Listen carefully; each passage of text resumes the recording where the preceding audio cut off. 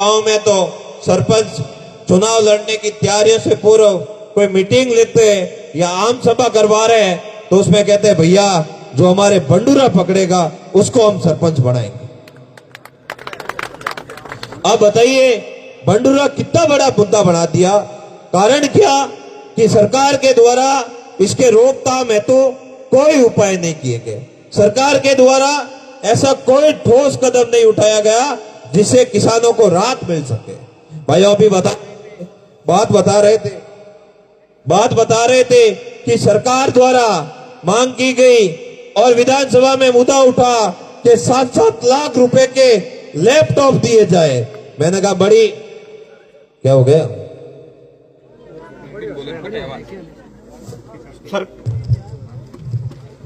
विधानसभा में बात हुई कि सरकार द्वारा 7-7 लाख रुपए के लैपटॉप प्रत्येक विधायक को दिए जाए।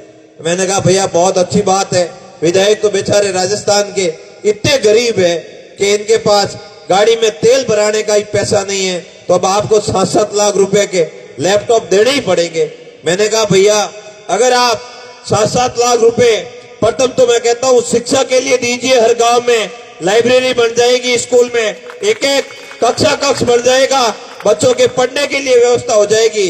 अगर आपको लगता है पढ़ने से हमारा थार का इलाका इन नेताओं को लगता है मजबूत हो जाएगा, कम से कम किसानों को जिंदा रखने के लिए ये बंडूरा पकड़ने के लिए प्रत्येक ग्राम पंचायत को या प्रत्येक मुख्यालय पर 7-7 लाख रुपए ये दे दीजिए। बंडूरा पकड़ के कहीं अंदर डाल देंगे और किसानों को राहत मिल जाएगी। अब ये बात आप उनसे करने जाओगे तब कहेंगे कि भैया हमारे पास बजट नहीं है। तो भैया जब आपके पास किसान की बात आती है, शिक्षा की बात आती है, गरीब की बात आती है, दलित की बात आती है, पीड़ित की बात आती है, सरहदी इलाके के विकास की बात आती है, तब तो आपका बजट सुमंतर हो जाता है। और जब आपके सुविधा की बात आती है, आपके लिए रहने के लिए क्वार्टर निर्माण की बात आती है तो हाथों हाथ बजट तैयार।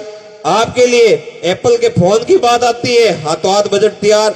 आपके लिए उच्च कोटि के लैपटॉप की बात आती है, हाथों हाथ बजट तैयार। तो भैया हमने आपका क्या बिगाड़ा? वोट तो हमसे लेते हो और सुविधाएं पूरी की पूरी आपके लिए करते हो। और भी अगर ये ज्यादा गरीब है ये लोग, तो मैं कहता हूं 7-7 लाख रुपए हम किसान इन 200 विधायकों को इकट्ठा करके दे देंगे और हमारे द्वारा की गई मेहनत से आपको पैसा दे देंगे। लेकिन ये जो हमारा पैसा है, हमारा रुपया है, हमारा बजट है, ये आप किसी स्कूलों में लगाइए या फिर किसान के कल्याण के लिए लगाइए। इन विधायकों के पास कोई कमी नहीं है, इनने खूब सारा डकार रखा है जिसकी कोई सीमा नहीं है। किसी ने राजनीति को कॉर्पोरेट कल्चर बनाकर भाई को सेट किया, किसी ने कहीं न कहीं बड़ा ठेका लिया, किसी ने कई बजरी माफियों के साथ मिली भगत की, किसी ने कुछ अन्य अवैध काम किए और ये कहते हैं भैया हमारे पास लैपटॉप के पैसे नहीं है। मुझे बड़ा दुख हुआ इस बात से। भाइयों अपने बॉर्डर इलाके से बात उठती है कि बुजुर्गों के द्वारा कल आंदोलन था कि बुजुर्गों के लिए डोडा पोस्ट के ठेके चालू करो। भाइयों ये बात उनकी बराबर सही है कि दारू का ठेका वैध है और डोडो का ठेका अवैध है। ये कैसे चलेगा? अगर आपको पूरे के पूरे राजस्थान में नशे से आजादी दिलानी है तो फिर दारू का नशा रात भर होटलों में क्यों परोस रहे हो? इसका जवाब सरकार दे। अन्यथा जिन बुजुर्गों के पहले से ही ये नशा सीख लिया उनके लिए एक उम्र सीमा तय करके 50 साल से ऊपर के या फिर जो पुराने समय से जो डोडे का सेवन कर रहे हैं उनके लिए डोडा पोस्ट के ठेके चालू करने चाहिए। ये बात सही है। और अगर इस बात से कोई मेरी बात से नाराज हो जाएगा तो भी हमें कोई दुख नहीं है। क्यों? क्योंकि अगर नशे से आपको इतनी नफरत है तो सर्वप्रथम दारू के ठेके बंद कीजिए। नशे से आपको इतनी नफरत है तो आप जो एमडी के बड़े बड़े व्यापारी है जो थानों में बैठे बैठे और यूथ आइकॉन बने हुए हैं उन लोगों के खिलाफ कार्रवाई कीजिए। और अगर आपको ज्यादा तकलीफ है तो दूसरे तीसरे जो बड़े ड्रग्स माफिया है उनका इलाज कीजिए, ना कि आप बुजुर्गों को परेशान करते हो। एक कोई बुजुर्ग बैठा अपने पुराने समय से नशे की लत लग गई, तो वो अपने घर पे बैठा अगर डोडे का सेवन कर रहा है तो उसको आकर बोल रहे हैं आपको गिरफ्तार करेंगे। भैया ये मजबूर है, इनको कोई शौक नहीं है। युवा पीढ़ी को इस नशे से दूर रहना चाहिए, ये बहुत घातक है। भले नशा कोई भी हो, चाहे का हो, वो शरीर के लिए घातक है। आप अपने बुजुर्गों को देख लीजिए, आज इनको सरकार से गुहार लगानी पड़ रही है, 60-70 साल की एज में सड़क पे आना पड़ रहा है। तो आप युवा इन सब चीजों से दूर रहना, और बुजुर्गों के लिए अगर डोडा पोस्ट के ठेके सरकार चालू करे तो हम कतई मनाए नहीं, इन लोगों के साथ में हैं, खड़े हैं इनके साथ में। साथ ही में आपसे निवेदन करता हूं कि हम सब लोगों को संगठित रहना है और हमारी पार्टी की विचारधारा है उसको आगे बढ़ाना है। आपके लिए जो ये आदान अनुदान का मुद्दा है, इसके लिए हम मजबूती से लड़ रहे हैं, आवाज को बुलंद कर रहे हैं। भाइयों, गुड़ामलानी में आपने पिछले दिनों देखा होगा, बड़ी मजबूती से हम सब ने लड़ाई को लड़ी। ताजाराम जी वहां पे शुरुआत की थी, और मैं आपसे ये भी बात कहता हूं कि जब जोजरी बचाओ आंदोलन के दौरान हमारे नेता आदरणीय हनुमान बेनीवाल जी ने जब उस आंदोलन को गति दी, वहां आए और सरकार को झुकाया, उस समय मात्र 7 दिनों में 2 साल का आदान अनुदान एक साथ किसानों के खाते में डाला था। ये राष्ट्रीय लोकतांत्रिक पार्टी की ताकत है, ये आप और हम सबका विश्वास है, ये आपके द्वारा रोपे गए पौधे की ताकत है, ये आपके द्वारा बनाए गए झंडे की ताकत है, ये आप और हम सबका विश्वास है, ये आप और हम सबकी ईमानदारी का कारण है कि सरकार हमारे आगे झुकती है, हमारी बात को सुनती है, हमारी बात को मानती है। अभी बता रहे थे कि आगामी पंचायती राज चुनाव में, भैया मैंने देखा पिछले विधानसभा चुनाव में भी आपने 20-22 हजार वोट पार्टी को दिए थे, और पार्टी का कैंडिडेट भी भारतीय जनता पार्टी छोड़ के हमारे साथ में आए थे और चुनाव लड़के वो वापस चले गए।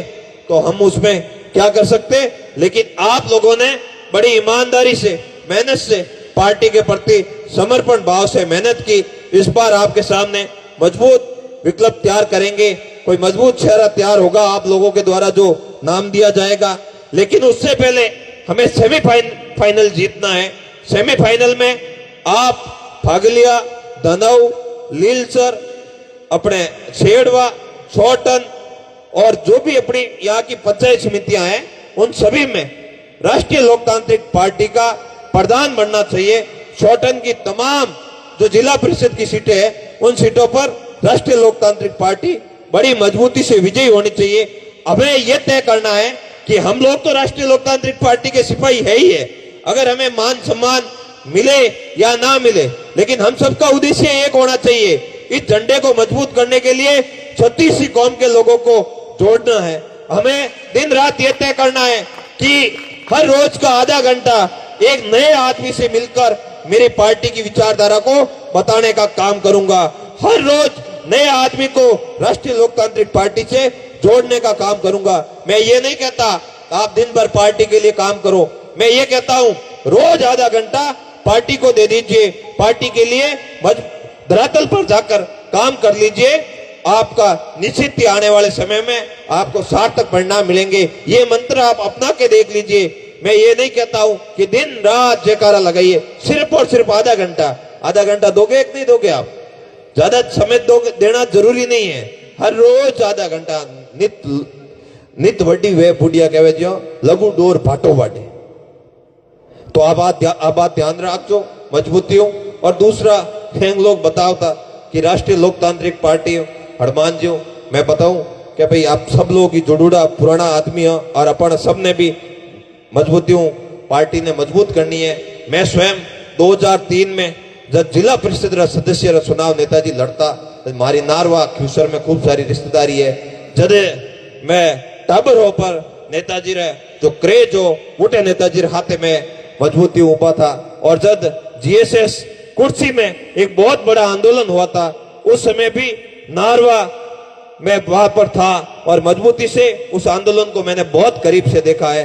तो हम तो एक परिवार के सदस्य हैं, हम नेताजी के शुरू से ही बहुत नजदीक रहे हैं और हम लोगों की तो यही इच्छा है। मेरे तो गिनायत भाईसैन जितने भी है ख्यूसर विधानसभा में, वो सभी लोग नेताजी के प्रति बहुत समर्पित है और उन लोगों की वजह से ही हम लोगों ने पूरे के पूरे मारवाड़ में राजपूत समाज सहित 36 कौम को जोड़ने का प्रयास कर रहे हैं। और मुझे तो नेताजी ने टिकट दिया, टिकट देके एक नई चेतना लाने का प्रयास किया।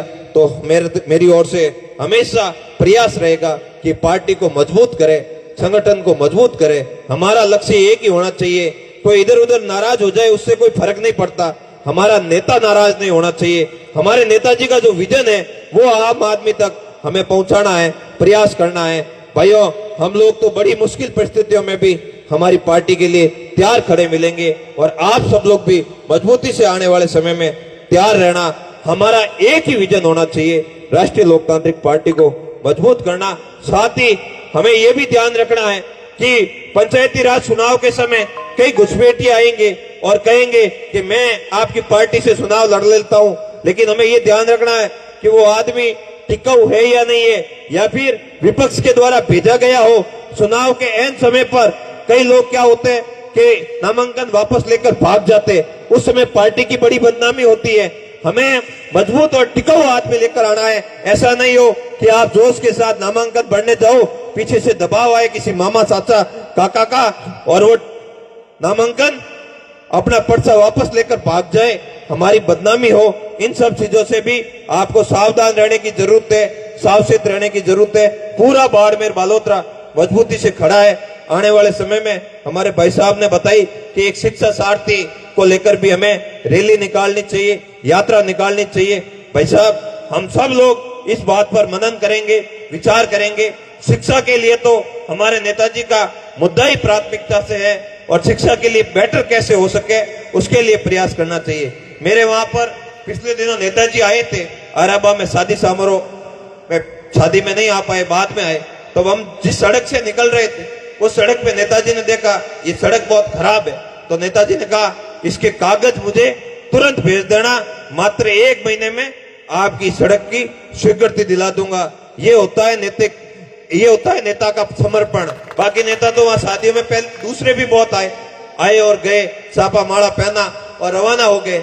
लेकिन जब वो सड़क पे निकले तब उन्हें एहसास हुआ कि भैया मुझे जहां बुलाया है, जिन लोगों की मेरे प्रति आस्था है, मेरे में विश्वास रखते हैं, उनके बाद चलने के लिए रोड की व्यवस्था सही नहीं है, तो मैं तुरंत इस रोड के लिए आवाज उठाता हूं, ये रोड स्वीकृत कराता हूं। अब बताइए, अपने यहाँ के सांसद जी की कैपेसिटी है क्या कि जोधपुर में जाकर कहते कि भैया ये मैं आपके गांव की रोड बना दूं? बना देते क्या? अपने यहाँ बना दे तो भी बहुत है। दूसरे में अपने यहाँ के सांसद की बात नहीं कर रहा हूं, भले जोधपुर वालों को बोल दो कि वो कहीं घोषणा कर दे, नहीं कर पाएंगे भैया। हाँ, हो सकता है कांग्रेस के एक सांसद जी ने जरूर कहा कि हरियाणा जी के एक परवारी जी को खुश करने के लिए उनके लोकसभा क्षेत्र में एक कोई 20-30 लाख रुपए के फंड की घोषणा की है। हाँ जरूर, लेकिन वहां उनको बड़े नेता को खुश करना था और यहाँ नेताजी को एक साधारण कार्यकर्ता का मान रखना था और उसका मान रखते हुए हाथों हाथ सड़क बनाने की बात कही। ये होता है नेता का प्यार, ये होता है नेता का समर्पण। भाइयों, आप हमें कभी भी याद करना, हम ये नहीं कहते कि मैं थान सिंह डोली, मैं आपको ये कहता हूं, मैं थान सिंह डोली राष्ट्रीय लोकतांत्रिक पार्टी का कार्यकर्ता आपसे वादा करता हूं कि आपकी हर बात को पहले भी मजबूती से उठाया है और मजबूती से हर आपकी बात को कहीं पे भी लड़ने की जरूरत पड़ी, किसी से भी टकराने की जरूरत पड़ी, किसी से भी पंगा लेने की जरूरत पड़ी, हम लोग डरे नहीं, झुके नहीं और आपके लिए खड़े मिले और आगे भी आपकी हर बात को उठाते हुए बड़ी मजबूती से खड़े मिलेंगे। भाइयों, मैंने बालोतरा जिले में हमारी टीम के द्वारा 200 स्कूलों में स्मार्ट बोर्ड बनाने की, स्मार्ट क्लासरूम बनाने की जो हम लोगों ने घोषणा की, उसकी शुरुआत हमने डोली के नजदीक साहिब नगर से की है। आगामी 3 वर्षों में 200 स्कूलों में डिजिटल क्लासरूम बनाएंगे। हमें पता है हाईवे की स्कूलों पर तो अध्यापक अपनी पोस्टिंग ले लेते, लेकिन ठेठ दूर सेड़वा या फिर अंदर की जो स्कूल है, उन स्कूलों में जो विकास जो होना चाहिए वो विकास है नहीं। जो अध्यापकों की आवश्यकता है वो अध्यापकों की पूर्ति वहां हो नहीं पाती है। 2-2 अध्यापकों के भरोसे स्कूल चलता है और स्कूलें पिछली सरकार ने 12वीं क्रमोन्नत तो कर दी, लेकिन वहां पर पोस्टिंगें नहीं खोली, इसलिए उस प्राथमिक विद्यालय के अध्यापकों के भरोसे, थर्ड ग्रेड अध्यापकों के भरोसे ही स्कूलें चल रही है। तो वहां पर व्याख्याताओं की कमी है, लेक्चरर की कमी है, अध्यापक नहीं है। तो उन सभी बातों को ध्यान में रखते हुए हमने ये हमारे राष्ट्रीय लोकतांत्रिक पार्टी के परिवार की तरफ से घोषणा की है और ये संदेश देंगे कि राष्ट्रीय लोकतांत्रिक पार्टी का गठन कोई राज करने के लिए नहीं हुआ है। राष्ट्रीय लोकतांत्रिक पार्टी का गठन गरीब को गणेश मानकर सेवा करने के उद्देश्य से हुआ है। इसी क्रम को आगे बढ़ाते हुए आपका भाई थान सिंह भी हनुमान बेनीवाल जी के बताए रास्ते पर चलकर हर स्कूल को डिजिटल बनाने के लिए प्रयासरत है और आप सभी का इसमें सहयोग की आवश्यकता है। अगर हम ये लक्ष्य पूरा कर लिया तो उसके बाद यहाँ पर भी आप जहाँ मुझे आदेश दोगे, अगर जहाँ जरूरत होगी वहां पर हम स्कूलों में डिजिटल स्मार्ट क्लासरूम बनाने के लिए आपकी बात को रखेंगे, आपकी बात को पूरी करेंगे। आप सभी का बहुत बहुत धन्यवाद। आप यहाँ आए और मजबूती से हमारे यहाँ पर पार्टी की उपस्थिति दर्ज करवाई, कार्यकर्ता सम्मेलन कराया, होली सने मिलन करवाया, इसके लिए हम हमेशा आपके